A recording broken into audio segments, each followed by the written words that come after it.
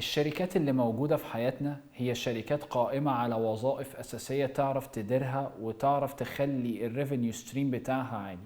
الوظائف الرئيسية لأي شركة بيبقى الكوميرشال، الاتش ار، الاوبريشنز، سبلاي، مانيفاكتشر، حاجات من هذا النوع اللي هي الوظائف اللي ما ينفعش أي شركة تتأسس إلا بوجودها. طبعا الشركات دي بيبقى لها أدوار مهمة جدا في التنافس في السوق، وان هي تقدر تاخد large market share، تقدر تكبر الماركت سايز، يبقى لها word of mouth، يبقى ليها وجود مميز عن اي شركة تانية. وبسبب كلمة الوجود المميز او الكومبيتيتيف ايدج اصبحت الشركات بتدور على الاستراتيجيك امبيراتيفز، ان هي بدل ما بتفكر النهاردة تفكر لسنة، لخمسة، لعشرة، لدرجة ان بقت عندهم big audacious goals. الاوديشيوس جولز دي بتحتم عليهم ان هم يفكروا بطرق غير تقليديه، وان لازم يبقى لهم unconventional pathways يعملوا ويستثمروا جواها، ويبقوا قادرين انه يثبتوا وجودهم بطرق متجدده وقويه للماركت داينامكس. وعشان كده بدأ مؤخرا يظهر في السوق مجموعه من الوظائف الجديده اللي ملهاش مسمى.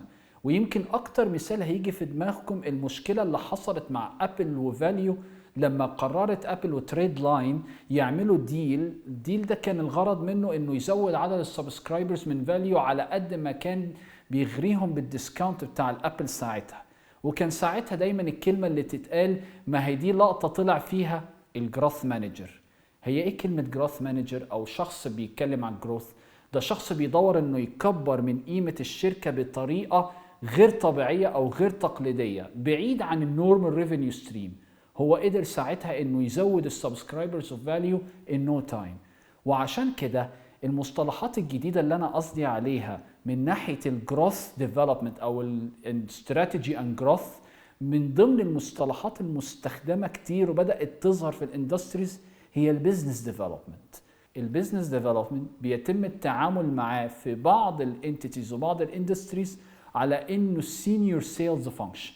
لما نيجي نبص على مثال زي الفارماسيوتيكال اندستري او الصناعات الدوائيه تحديدا، بحكم الخبره اللي موجوده عندي هنلاقي ان في شركات بتصنف البيزنس ديفلوبمنت على انه شخص بيتعامل مع التندر مانجمنت، بيتعامل مع الاماكن الخاصه بالمناقصات. وبنلاقي ان في بعض الشركات التانية بتتعامل مع البيزنس ديفلوبمنت على انه كي اكاونت مانجر، الشخص المسؤول عن العملاء المميزين. وفي الحالة بتاعتنا دي بتكون المستشفيات والأماكن اللي بتسحب الأدوية بشكل استراتيجيك زي قطاعات الشرطة والجيش والمستشفيات الكبيرة and so on. نيجي بقى نبص على ترمينولوجي جديدة أو ترمينولوجي أخرى بيصنفوا بيها البيزنس ديفلوبمنت على إنه شخص بيتعامل مع الجهات الحكومية أو الريجولاتوري أثوريتيز، باعتبار إنه بيخش في تسجيل الأدوية وبيخش في متابعة التسجيل، فبيقدر يكبر من حجم الأدوية اللي موجودة للشركة.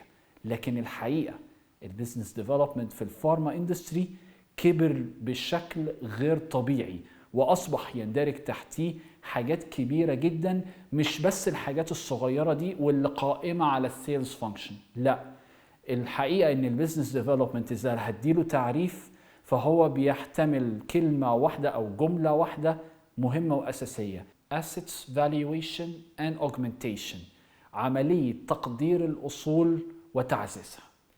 الفكره باختصار ان البيزنس ديفلوبمنت في الفارما اندستري اصبحت بتدور على بارتنرشيبس، وبتدور على elongation of the lifespan of the products.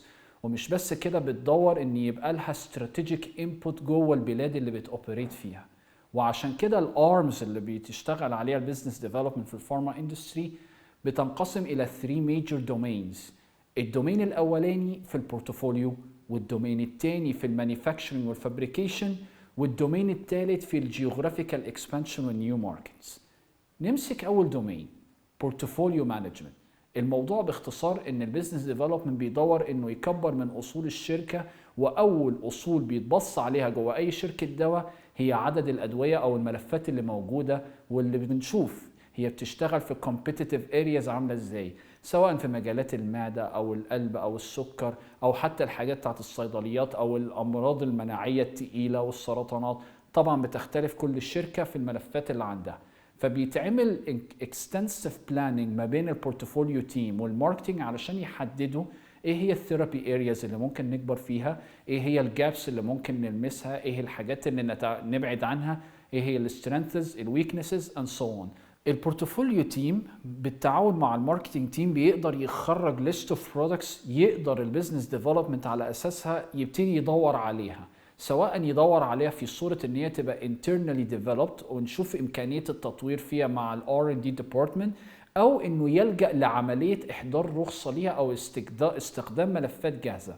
والعملية دي بتسمى ال in-licensing، من اسمها استحضار الرخص، بمعنى ان انا بدور على شركات ممكن تبقى مصنعين هنديين او صينيين او اوروبيين او امريكان عندهم الملفات اللي احنا عايزينها وجاهزة، لان الملف ده علشان يطور داخليا بيحتاج وقت كبير جدا ودراسات كتيرة جدا علشان تتم وتخلص بالشكل يتماشى مع السلطات المعنية لتسجيل الدواء.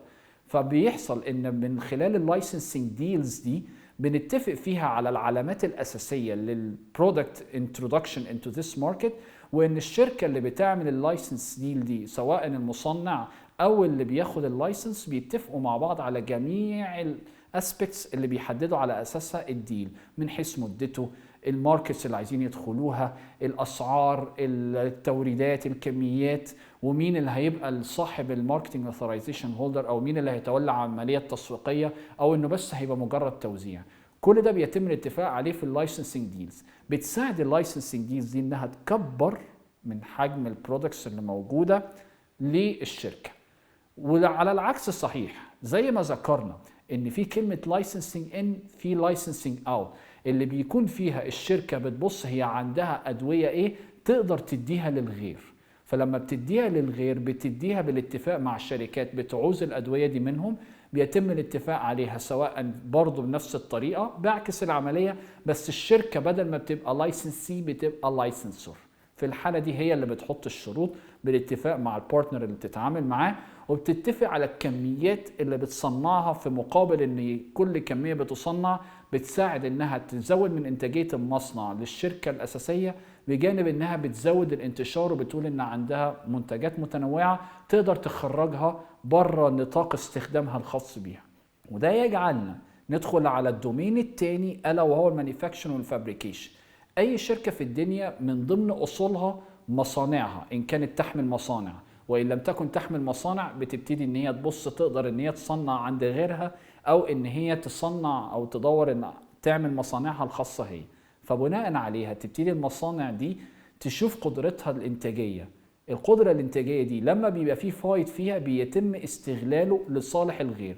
عشان كده في مصطلح مش بس في الفارما اندستري ولكن في صناعات اخرى اسمه التصنيع للغير او التول مانيفاكتشر.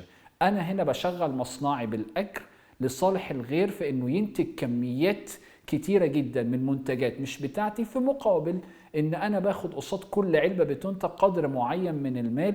وده بيتم التحديد فيه في اتفاقيات بيسموها التول مانيفاكتشرنج اجريمنتس، او حتى ساعتها الشركة اللي بتستخدم مصنعها والتصنيع للغير بيسموه برضو مسمى دولي كده كبير شوية اسمه Contract Manufacturing Organization او CMO. وده بيساعد برضو الشركات الكبرى والكبيرة ان هي لما بتبقى عايزة تدخل اسواق ناشئة او ان هي تدخل اسواق جديدة ان هي تدور على شركات ذات قدرات تصنيعية وسي ام او قوية، فبتخش في اتفاقيات من نوع مختلف بعيد عن السي ام او اسمها كو ديفلوبمنتس.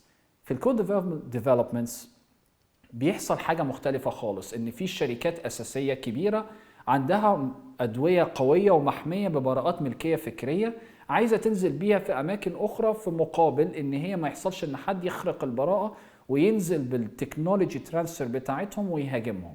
فبناء عليها بتتفق مع الشركات ذات القدرات التصنيعية الكبيرة واللي عندها R&D investment كبيرة تساعد إن هي تخش في وتساعد في عمليات التطوير الدواء، علشان على الأقل ده بيساعد إن الأدوية بيبقى لها محتوى محلي فتقدر تدخل بيها المناقصات المحلية وتقدر تاخد امتيازات في الأسعار، امتيازات في تكلفة التصنيع. فبيخلي حتى الشركات المالتي ناشونالز تفكر على أبعاد كبيرة جدا إن هي بدل ما تنتج المنتجات دي وتتكلف في شحنها من المصانع الأم للأسواق الأخرى، ده بيساعدها إن هي تقدر تعمل local content of manufacture. فبيساعدها سواء في مرحلة السي ام او او كو ديفلوبمنت ان يبقى لها انتشار وتقدر تحافظ على حقوقها بطرق محلية مناسبة مع الماركتس اللي بتكبر فيها.